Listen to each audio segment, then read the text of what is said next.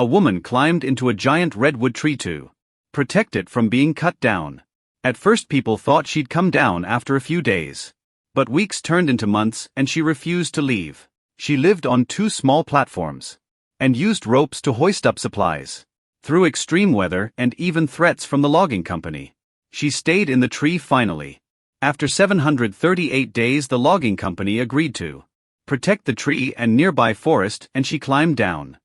If you find yourself lost in a cave, panicking will only waste oxygen, especially in tight spaces. Instead, stay calm and keep track of your path by marking on the walls as you try to retrace your steps. Don't go into any water, because caves can be cold and your body could rapidly lose heat.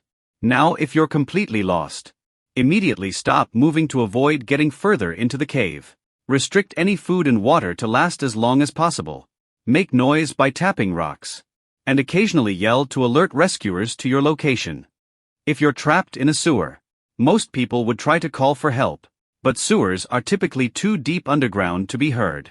Instead, look for a light source, which should lead you to a manhole. If you don't see any light, try to feel the direction the sewage is flowing and move upstream. This will bring you to smaller tunnels, where the sewage is fresher and there are less toxic gases. You can then use your clothes to block a small household pipe that leads into the sewer. This will cause someone's drain to overflow and eventually, someone will be called to fix the pipe. Pugs used to have longer snouts, straighter spines and open airways in the 1800s. But breeders kept wanting shorter snouts and curlier tails. Brothers and sisters were bred together for these looks. And eventually this led to flatter faces, bulging eyes and tightly curled tails. Their squashed noses stop them from breathing, while their skulls put pressure on their brains. Their eyes can pop out from shallow sockets, and their curly tails twist their spines. And these problems get worse with each new generation. Meaning if we keep going, pugs will eventually die out.